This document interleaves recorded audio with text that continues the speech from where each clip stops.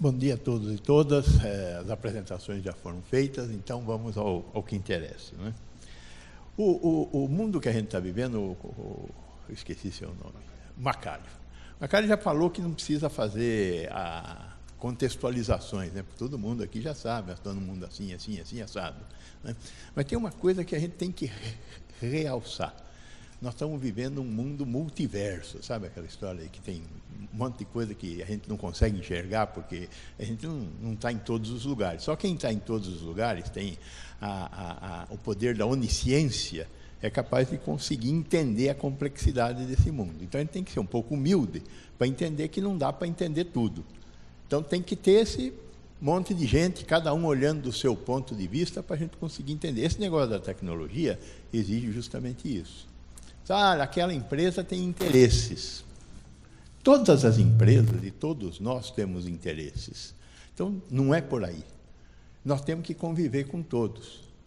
O que nós temos que fazer? Nós temos que jogar bem este jogo estratégico voltado para construir um futuro melhor. Este que é o ponto. Então, o problema do que nós estamos fazendo com a nossa democracia hoje é que tem gente jogando muito mal o jogo.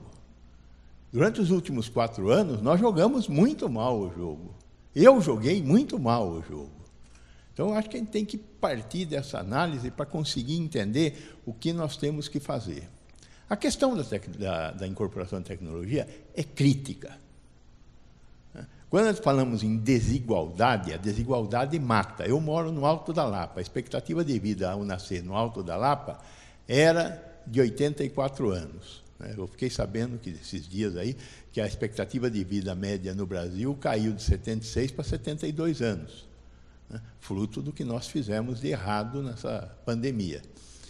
Então, era de 84 anos. A expectativa de vida ao nascer na cidade de Tiradentes, que fica a 70 quilômetros do Alto da Lapa, é de 66. O que é que mata tanta gente lá em cidade de Tiradentes? A desigualdade.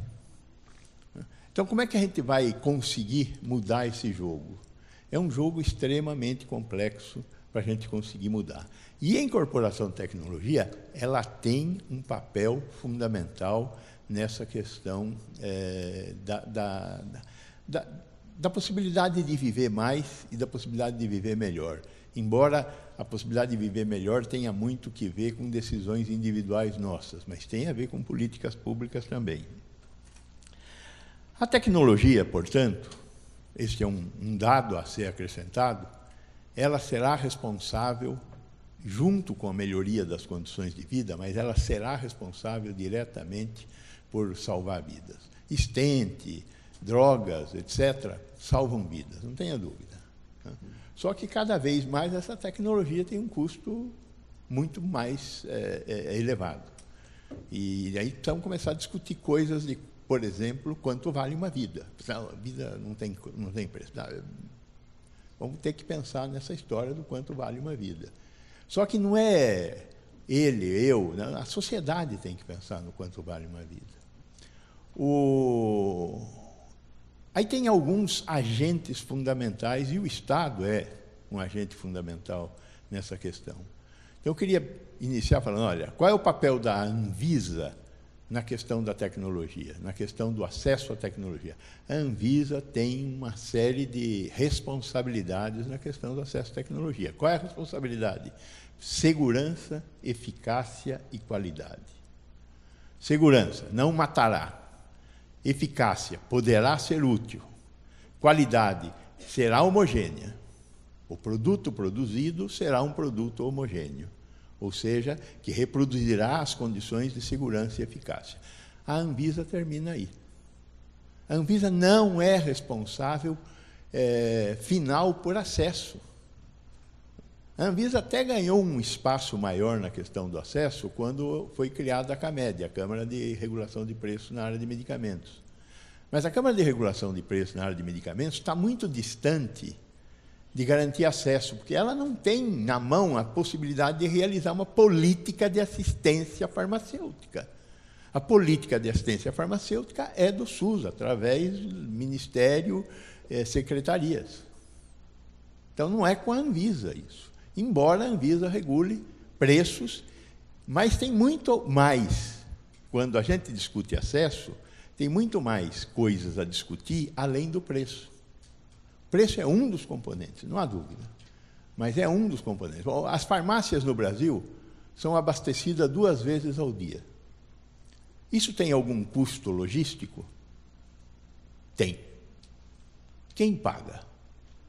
Por que elas são abastecidas 2 vezes ao dia? Porque elas não têm capital de giro para manter estoque. Por que elas não têm capital de giro para manter estoque? Porque nós temos uma farmácia em cada esquina, às vezes 2, uma na frente da outra. E isso custa. Só que a gente acha que isso é coisa da livre iniciativa.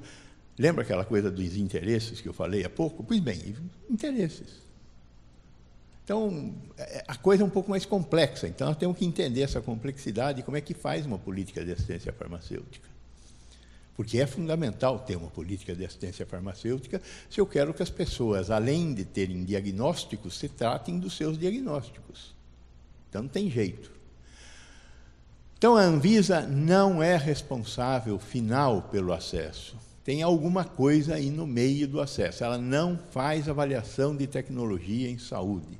A Anvisa verifica segurança, eficácia e qualidade. Então, tem que ter algum outro órgão do Estado ou de quem quer que seja que faça esse papel de identificar o que deve e o que não deve ser incorporado. Pois bem, como é que é feita a incorporação de tecnologia em outros países?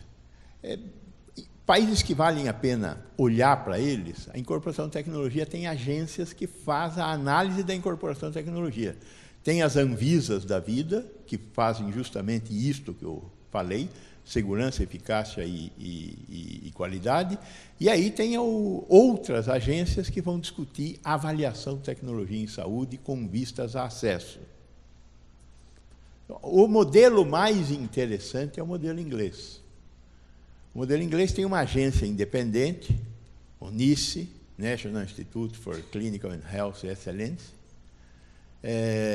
Esse instituto é um órgão autônomo, vinculado ao Ministério da Saúde, mas é autônomo, que toma decisões sobre incorporação de tecnologia com transparência. Ele tem 6 princípios.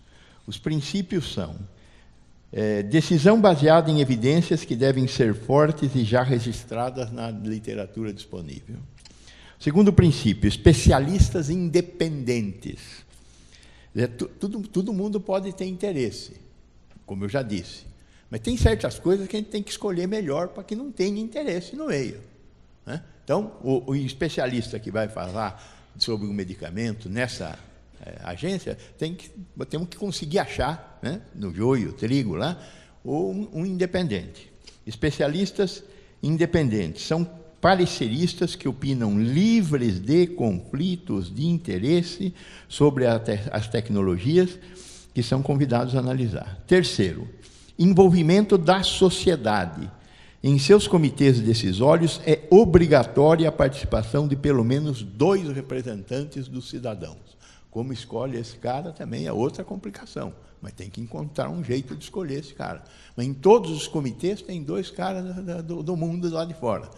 E eles são, portanto, se não forem transparentes, a transparência acontecerá no momento seguinte, né? 4, independência e transparência em suas decisões, que podem sempre ser auditadas e verificadas. Então, a banda está tratando de vidas. 5, revisão. O que eu faço hoje, posso refazer amanhã, porque amanhã pode ser outra coisa. Hoje, por exemplo, eu sei que o Zolgensma cura. Será que daqui a 5 anos o Zolgensma curará? Como não vivemos, não sabemos. Esse negócio foi feito, tem pesquisa feita, não sabemos. Então, precisa revisar. Periodicamente, suas decisões podem ser revisadas.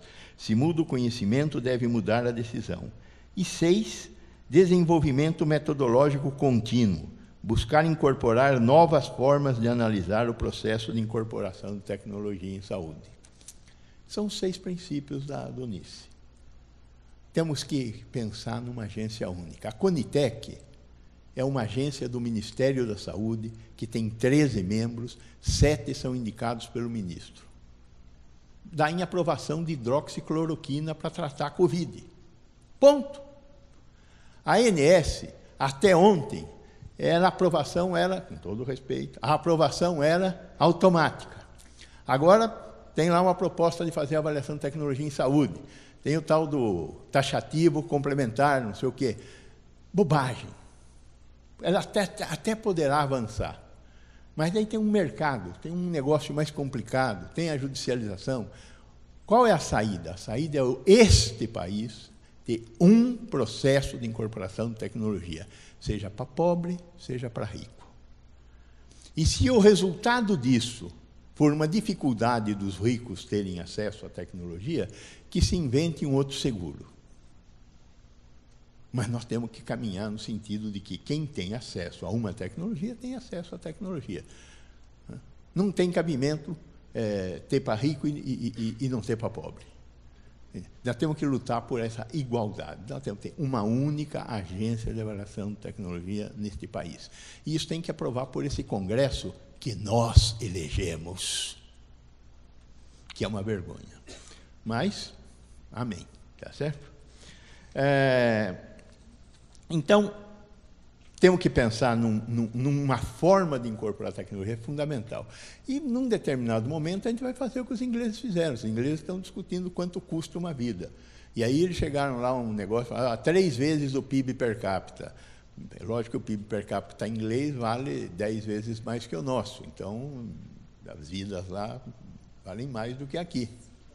Que é uma verdade, né? O hemisfério norte, o hemisfério sul, não tem... Temos que constatar isso logo, né? Mas isso é uma discussão que nós vamos ter que fazer. E tem coisas que nós talvez não vamos incorporar. Agora, temos que lembrar que a AIDS, quando nós começamos a tratar a AIDS, lá em 1995, muita gente pensava assim, não dá para tratar a AIDS, é muito cara. No entanto, tomamos a decisão de tratar. Passados todos esses anos, em 1995, Brasil e África do Sul tomaram decisões opostas. O Brasil cuidar, a África do Sul não cuidar. Passados esses anos, em 2022, a África do Sul tem 15% da população portadora do vírus da AIDS. 15% de 220 milhões, 212 milhões de brasileiros, dá 40 milhões de brasileiros. Nós temos 900 mil portadores do vírus da AIDS. Por quê? Porque nós enfrentamos a AIDS. Tem um conjunto de coisas que nós utilizamos para enfrentar a AIDS. Talvez do conjunto, a coisa mais importante tenha sido a participação das ONGs, a participação da sociedade. Então, também não dá para dizer, não dá para distribuir Zolgensma. Mas nós temos que tomar essa decisão coletivamente, porque ela tem que ser paga. Não existe almoço de graça, que é uma constatação fundamental nesse momento também. Então, a sociedade terá que pagar, seja lá qual for a decisão. Basicamente, é disso que eu gostaria de falar para vocês. Tenho 1 minuto lá para falar uma última coisa. Em 1200, 1200, lá atrás, os espanhóis estavam querendo pôr para fora os árabes lá da Península Ibérica. Foi uma cagada, mas eles conseguiram.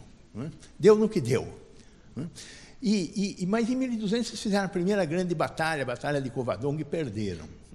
E aí um espanhol, daqueles cínicos que existem lá, aos montes, falou o seguinte: e vieram os sarracenos e nos deram um pau, porque Deus ajuda os maus quando os maus são mais do que os bons. A coisa está aí, nós temos que aumentar o número de bons no mundo.